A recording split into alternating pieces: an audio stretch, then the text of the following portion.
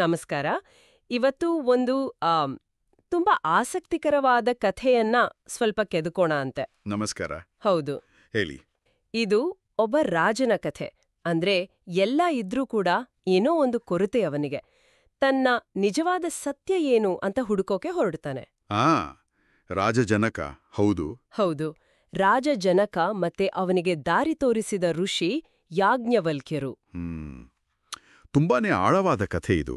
ನಮ್ಮ ಈ ಚರ್ಚೆಗೆ ಮುಖ್ಯವಾಗಿ ವೇದಿಕ್ ಡಿಸ್ಕವರಿ ಅನ್ನೋ ಯೂಟ್ಯೂಬ್ ಚಾನೆಲ್ನ ವಿಡಿಯೋ ಒಂದು ಸ್ಫೂರ್ತಿ. ಓಕೆ. ಮತ್ತೆ ಇದರ ಮೂಲ ಕಥೆ ಸಿಗೋದು ಪುರಾತನವಾದ ಬೃಹದಾರಣ್ಯಕ ಉಪನಿಷತ್ತಿನಲ್ಲಿ. ಸರಿ. ಹಾಗಾದ್ರೆ ಇವತ್ತು ನಮ್ಮ ಗುರಿ ಏನು? ಅಂದ್ರೆ ಹೊರಗಡೆ ಎಲ್ಲ ಯಶಸ್ಸು, ಅಧಿಕಾರ, ಸಂಪತ್ತು ಎಲ್ಲ ಇದ್ರೂ ಕೂಡ ಒಬ್ಬ ಮನುಷ್ಯ ಯಾಕೆ ಇಷ್ಟು ಆಳವಾದ ಹುಡುಕಾಟಕ್ಕೆ ಇಳಿತಾನೆ? ಆತ್ಮಜ್ಞಾನ ಅಂದ್ರೆ ಏನು? ನಿಜ. ಇದನ್ನ ಈ ಕಥೆ ಮೂಲಕ ಸ್ವಲ್ಪ ಅರ್ಥ ಮಾಡ್ಕೊಳ್ಳೋ ಪ್ರಯತ್ನ ಮಾಡೋಣ ಅಲ್ವಾ? ಖಂಡಿತ. ರಾಜಜನಕನಿಂದಾನೇ ಶುರು ಮಾಡೋಣ. ವಿದೇಹ ರಾಜ್ಯದ ಅಧಿಪತಿಯವನು. ಸಮರ್ಥ ರಾಜ, ಜ್ಞಾನಿ ಕೂಡ. ರಾಜ್ಯದಲ್ಲಿ ಸಮೃದ್ಧಿ ಇತ್ತು. ಅವನಿಗೆ ಕೀರ್ತಿ, ಸಂಪತ್ತು ಯಾವುದಕ್ಕೂ ಕೊರತೆ ಇರಲಿಲ್ಲ. ಏನೋ ಒಂದು, ಹೇಗೆ ಹೇಳೋದು, ಒಂದು ತೃಪ್ತಿ ಇರಲಿಲ್ಲ. ಒಂದು ಖಾಲಿತನ ಅನ್ನೋ ಭಾವ. ಇದು ಆಶ್ಚರ್ಯ ಅಲ್ವಾ? ಹೊರಗಡೆ ಇಷ್ಟೆಲ್ಲ ಇದ್ರೂ ಒಳಗಡೆ ಯಾಕೆ ಹೀಗೆ? ಅದೇ, ಹೊರಗಿನ ಯಶಸ್ಸು ಯಾವತ್ತೂ ಒಳಗಿನ ಶಾಂತಿಯ ಗ್ಯಾರಂಟಿ ಕೊಡಲ್ಲ ಅನ್ನೋದಕ್ಕೆ ಇದೊಂದು ಒಳ್ಳೆ ಉದಾಹರಣೆನೇ ಸರಿ. ನಿಜ. ಇದೇ ಖಾಲಿತನ ಅಲ್ವಾ ಅವನನ್ನ ಪ್ರಶ್ನೆ ಕೇಳೋ ಹಾಗೆ ಮಾಡಿದ್ದು. ಹೌದು. ಈ ಜೀವನದ ಅರ್ಥ ಏನು? ನಾನಂದ್ರೆ ಯಾರು? ಈ ದೇಹ, ಕಿರೀಟ, ಅಧಿಕಾರ ಇದೆಲ್ಲ ದಾಟಿ ಇನ್ನೇನಿದೆ? ಎಲ್ಲ ಹೋದ್ಮೇಲೆ ಏನ್ ಉಳಿಯುತ್ತೆ? ಈ ಥರದ ಪ್ರಶ್ನೆಗಳು. ಮೂಲಭೂತ ಪ್ರಶ್ನೆಗಳು. ಹೌದು. ಇವತ್ತಿಗೂ ಎಷ್ಟೋ ಜನಕ್ಕೆ ಇದೇ ಪ್ರಶ್ನೆಗಳು ಬರುತ್ತೆ ಅನ್ಸುತ್ತೆ. ಯಶಸ್ಸಿನ ಆಚೆಗೂ ಏನೋ ಇದೆ ಅಲ್ಲ ಅಂತ. ಖಂಡಿತ. ಈ ಒಂದು ಏನದು ತಾತ್ವಿಕ ಹಸಿವು ನೀಡಿಸ್ಕೊಳ್ಳೋಕೆ ಅವನು ಏನ್ ಮಾಡ ಗೊತ್ತಾ? ಹೇಳಿ. ತನ್ನ ಆಸ್ಥಾನಕ್ಕೆ ಆ ಕಾಲದ ಶ್ರೇಷ್ಠರಾದ ಋಷಿಗಳನ್ನ, ಪಂಡಿತರನ್ನ ಎಲ್ಲರನ್ನೂ ಆಹ್ವಾನಿಸಿದ. ಓ. ದೊಡ್ಡ ದೊಡ್ಡ ಚರ್ಚೆಗಳು, ವಾದವಿವಾದಗಳೆಲ್ಲ ನಡೆತು.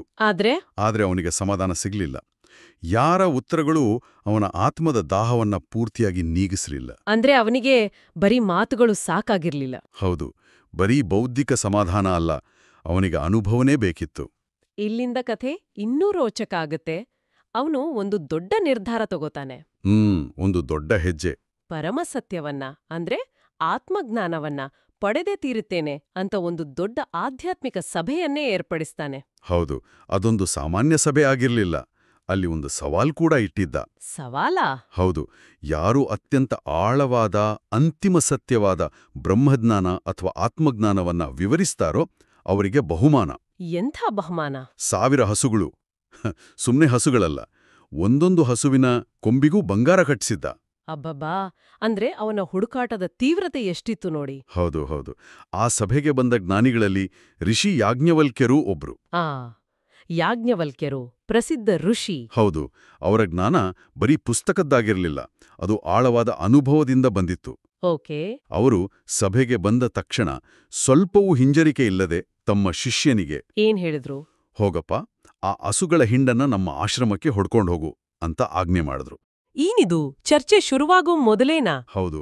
ಸಭೆಯಲ್ಲಿದ್ದ ಉಳಿದ ಪಂಡಿತರಿಗೆಲ್ಲ ಆಶ್ಚರ್ಯ, ಸ್ವಲ್ಪ ಆಘಾತ ಕೂಡ. ಖಂಡಿತ ಆಗಿರುತ್ತೆ. ಏನು ಸ್ವಾಮಿ, ಇನ್ನೂ ಚರ್ಚೆ ಆಗಿಲ್ಲ, ನೀವೇ ಶ್ರೇಷ್ಠ ಅಂತ ಹೇಗೆ ನಿರ್ಧರಿಸಿದ್ರಿ ಅಂತ ಪ್ರಶ್ನೆ ಮಾಡಿದ್ರು ಕೆಲವರು. ಆಗ ಯಾಜ್ಞವಲ್ಕ್ಯರು ತುಂಬಾ ಶಾಂತವಾಗಿ, ಆದ್ರೆ ಅಷ್ಟೇ ದೃಢವಾಗಿ ಅವರ ಎಲ್ಲಾ ಪ್ರಶ್ನೆಗಳಿಗೂ ಉತ್ತರ ಕೊಟ್ರು.